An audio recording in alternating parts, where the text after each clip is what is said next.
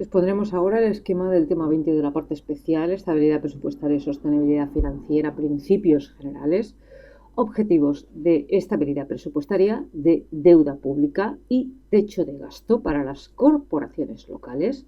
Es decir, dejaremos a un lado los artículos referidos a las comunidades autónomas y a la AGE, establecimiento y consecuencias asociadas a su incumplimiento, los planes económico-financieros, contenido, tramitación y seguimiento, los planes de ajuste y los planes de saneamiento financiero. Por último, suministro de información financiera de las entidades locales. Este tema básicamente es un resumen de lo esencial de la Ley Orgánica 212, a salvo del plan de saneamiento que está en la Ley de Haciendas Locales. Pues comenzamos. Estabilidad presupuestaria y sostenibilidad financiera, principios generales. Esto está recogido en la Ley Orgánica 212, en los artículos 3 y siguientes, 3 al 10. Tenemos el de estabilidad presupuestaria, que supone que el presupuesto debe ser aprobado, ejecutado y liquidado en situación de equilibrio o superávit estructural.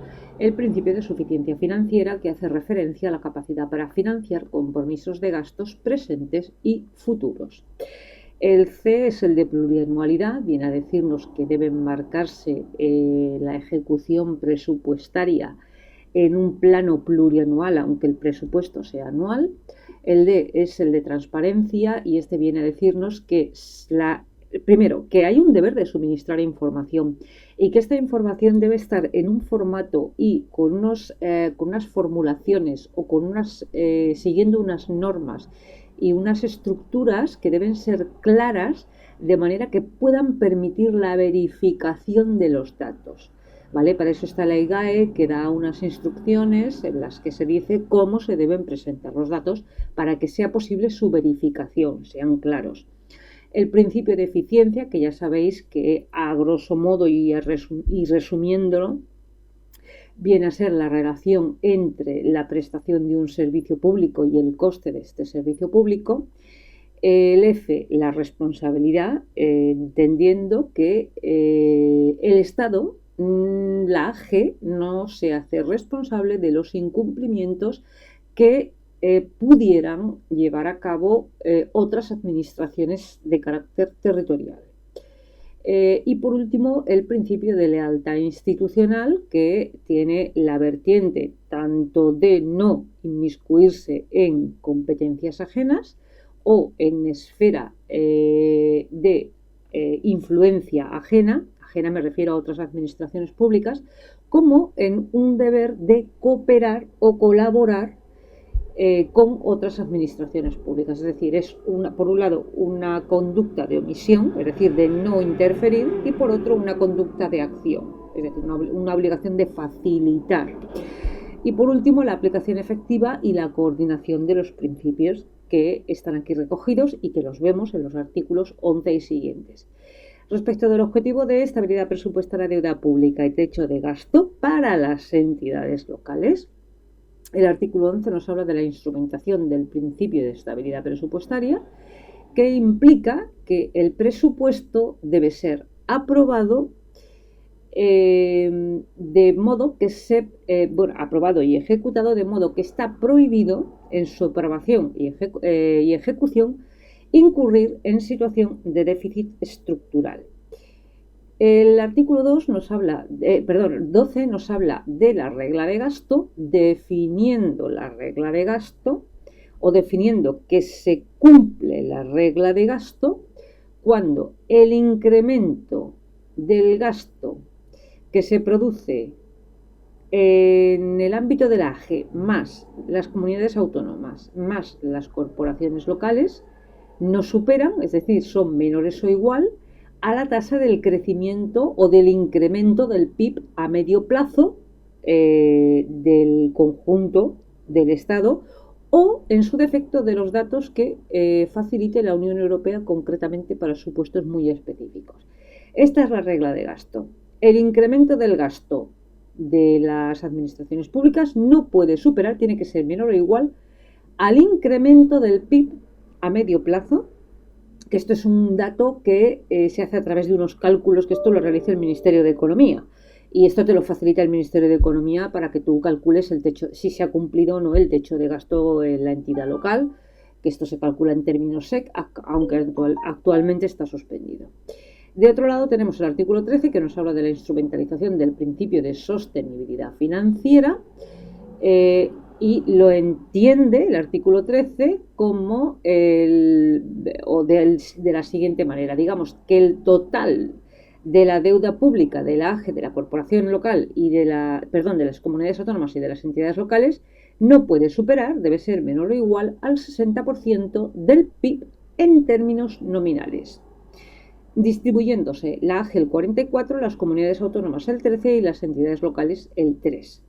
La administración pública que supere su límite de deuda no podrá realizar operaciones de endeudamiento neto. Bien. Establecimiento y consecuencias de su incumplimiento, los planes económico-financieros, contenidos, tramitación y seguimiento. Ojo con los planes de reequilibrio, no los vayáis a meter, que eso es solo para la AGE y para las comunidades autónomas. Bueno, tenemos en principio unas medidas automáticas de prevención y, está muy bien expresado en ese sentido, son automáticas porque funcionan automáticamente, sin que exista una puesta en marcha específica, como por ejemplo el plan económico financiero, que requiere una aprobación, una revisión, luego una aprobación definitiva, en fin. Y son además de prevención, es decir, cuando se detecta que hay un posible incumplimiento, se meten para evitar la desviación. Bueno, pues en principio estas medidas automáticas de prevención digamos que pueden aplicarse o funcionan, salta la alerta y se ponen en marcha de forma automática cuando se detectan, entre otras situaciones, primero, que la deuda pública de la administración que se trate ha superado el límite del artículo 13.1, dependiendo de si estamos, en este caso como son corporaciones locales, pues es el 3%, de aquel 60% que os acordáis. Bueno, pues entonces esta corporación local no puede realizar operaciones de endeudamiento salvo las de tesorería.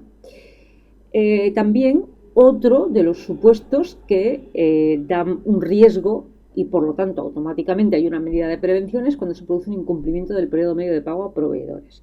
Se entiende que se ha producido un incumplimiento del periodo medio de pago a proveedores cuando se produce un retraso de 30 días sobre el plazo máximo de pago a proveedores durante 2 meses consecutivos y, de acuerdo a la disposición adicional quinta de la propia Ley Orgánica 212, el plazo de pago máximo a proveedores es de otros 30 días. Es decir, yo tengo 30 días para pagar. Si durante 2 meses consecutivos yo estoy superando en 30 días ese plazo, estoy incumpliendo el periodo medio de pago a proveedores y por lo tanto estoy incurriendo en morosidad comercial. Y tengo inmediatamente que poner, esto es una medida automática. Lo primero que se hace pero es que no da tiempo a explicarlo. Lo primero que se hace es una actualización del plan de tesorería, pero inmediato, automático. Y luego, pues, otro tipo de medidas. Es que no da tiempo, es que no hay tiempo para explicarlas. El artículo 19 nos habla de una advertencia de incumplimiento. Esto es un supuesto muy subjetivo, ya que dice que el gobierno, cuando detecte una situación de posible incumplimiento, no da referencia ninguna, no establece ningún límite, no establece ningún plazo, no establece nada, no establece ningún umbral. Es apreciación completamente subjetiva, aleatoria y arbitraria del gobierno. Bueno, pues a la administración que probablemente va a incurrir en incumplimiento se le hace una advertencia. Esta tendrá que presentar un conjunto de medidas en el plazo máximo de 1 mes para evitar este riesgo de incumplimiento y deberán ser aprobadas por el gobierno y puestas en marcha por la corporación. El artículo 20 nos habla de las medidas automáticas ya de corrección. Estamos ya no en la fase previa de prevención, sino en la fase de corrección, porque no se ha podido, en la fase de prevención no se ha podido corregir, así que entramos en la fase de corrección. Concretamente, las entidades locales del ámbito subjetivo del 111 y 135 de la Ley de Haciendas Locales, Cuando incumplen el objetivo de deuda, el de déficit o la regla de gasto, se hará imprescindible la autorización para el endeudamiento a largo plazo. Esto se especifica o se explica bastante mejor en el artículo 53 de la Ley de Haciendas Locales, pero esto es otra cosa porque acoge no solo la situación de ahorro negativo, sino el incumplimiento de deuda o el déficit o incluso el haber superado el techo de gasto. El artículo 21 nos habla del plan económico-financiero, que ya sabéis que es el documento que debe ser aprobado por el Pleno para eliminar o para corregir esta situación que ya es efectiva de incumplimiento. Respecto al contenido, es que no da tiempo, es que no, pues las medidas que se van a tomar, el plazo en el que se van a llevar a cabo, de dónde van a salir los recursos, dónde se van a realizar los recortes. El artículo 23 nos habla de la tramitación y seguimiento de estos planes. En el ámbito de las corporaciones locales tenemos que el plazo para proponer el plan económico-financiero a la autoridad que deba hacer la aprobación definitiva, que puede ser el Estado o puede ser la comunidad autónoma si tiene asumida la tutela financiera, el plazo para proponerlo es un mes, desde que se detectó de forma efectiva, hay constancia efectiva del incumplimiento. La aprobación por parte de esta entidad supramunicipal de la que hemos hablado, que puede ser la comunidad autónoma, puede ser el Estado, es 2 meses desde que se constató el incumplimiento y la puesta en marcha 3 meses desde que se constató el incumplimiento. Es decir, en un plazo de 3 meses lo hemos tenido que hacer todo.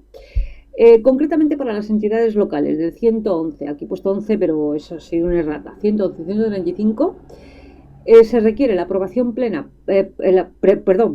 por el Pleno y posteriormente la remisión al Ministerio o a la tutela o a la entidad, la Administración Pública que ostenta la tutela financiera para su aprobación definitiva y seguimiento. Esto es importante porque luego dirán, ¿quién hace el seguimiento de estos planes?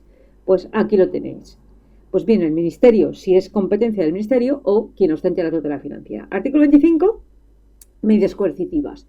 Esto ya es cuando se nos ha desbocado por completo ya el déficit o el techo de gasto o la deuda y entonces ya, pues supuestos. Bien cuando no se ha aprobado en tiempo el plan económico financiero, bien cuando aún aplicadas las medidas del plan económico financiero no funcionan, bien cuando se ha hecho caso omiso de todas las advertencias, en fin, ya supuestos muy extremos. Y entonces las medidas, la primera de ellas es determinar la no disponibilidad de créditos por un importe concreto, sobre todo para hacer frente a determinados créditos concretos y a la morosidad comercial y la reducción del gasto. Esas son fundamentalmente las medidas. Hay más, pero fundamentalmente y para hacer una exposición no demasiado larga, aunque esto me da que ya llevo tiempo aquí. Plan de ajuste, plan de saneamiento financiero. El plan de ajuste está recogido en la disposición adicional primera de la Ley Orgánica 212. El ámbito objetivo podemos decir que es un mecanismo de ayuda a la liquidez en supuestos de incumplimiento del objetivo de deuda, de déficit o de regla de gasto. También cuando se producen supuestos de morosidad comercial y ya os he explicado antes cuándo se considera que hay morosidad comercial. El plan de ajuste es público, es decir, debe ser público, lo debe publicar la entidad local y además lo publica el Ministerio de Hacienda y además se comunica a esta asociación de entidades locales, la asociación de entidades locales, no recuerdo el nombre ahora mismo, y lo hace público también, o sea, aquí se entera todo el mundo de que tienes un plan de ajuste. En segundo lugar, el plan de ajuste, ya hemos dicho que es público. Lo más importante, el plan de ajuste, el mecanismo de financiación o de ayuda a la liquidez que proponen es de desembolso a tramos. ¿Por qué? Porque como hay obligación de suministrar información de cómo evoluciona la puesta en marcha de este plan de ajuste, en función del cumplimiento o no del plan de ajuste, se van desembolsando los fondos o no. Bien. Así pues, el suministro de información fundamentalmente es muy largo el artículo y es que, el artículo de disposición adicional es muy larga. Fundamentalmente lo que se pide es información sobre la deuda viva incluyendo avales, y sobre el periodo medio de pago a proveedores. C. La periodicidad de la información. En principio, en los municipios de régimen ordinario es anual y en los del ámbito subjetivo del 111 y 135 es trimestral. Y por último, los planes de saneamiento financiero están recogidos en el 53 de la Ley de Haciendas Locales. Puede ser un plan de saneamiento financiero o un escenario de consolidación. La situación en el que se debe producir el planteamiento de un plan de saneamiento financiero para solicitar autorización para endeudamiento a largo plazo al Ministerio de Hacienda es aquella cuando la corporación presenta situación de ahorro neto negativo. ¿Cuándo se produce una situación de ahorro neto negativo? Bueno, pues cuando el sumatorio de los derechos liquidados por los capítulos 1 al 5, ¿vale? Lo tenemos entre paréntesis. A esto le restamos, a este total, a este sumatorio de todos los derechos liquidados por los capítulos del 1 al 5 le restamos el sumatorio de las obligaciones reconocidas por los capítulos 1, 2 y 4. Y además le restamos el sumatorio o el conjunto de todas las anualidades de amortización de toda la deuda viva, incluida la que se pretende concertar. Si el resultado de esta operación matemática es negativo, tenemos una situación de ahorro neto. Bueno, lo que tenemos es un marrón como la copa de un pino. Tenemos un resultado neto negativo. Importante a la hora de hacer el cálculo que os he presentado aquí como fórmula matemática. Dentro de las obligaciones reconocidas, aquí no se incluirán las modificaciones de crédito financiadas con remanente de tesorería positivo por razones evidentes. Y no se incluirán en el cálculo de las operaciones de crédito, es decir, aquí en la anualidad de la amortización de la deuda viva, no se incluirán aquellas operaciones de crédito garantizadas con hipoteca o aquellas que estén parcialmente con hipoteca. De otro lado tenemos que el plan de saneamiento financiero ha de cumplirse o ha de contener medidas a realizar en un máximo de 3 años, se presentará junto con la solicitud de autorización al Ministerio de Hacienda o a quien ostente la tutela financiera y en vista de, se revisará y se dará o no la autorización para el endeudamiento a largo plazo. Y por último decir que el escenario de consolidación presupuestaria es un instrumento jurídico muy similar. Esto es una definición que doy yo, Esto no lo dice así la ley, pero bueno, es un instrumento jurídico muy similar cuando estamos hablando de municipios cuya población supera los 200.000 habitantes. Se aprueba por el Pleno y tiene una finalidad, por no decir igual, muy parecida.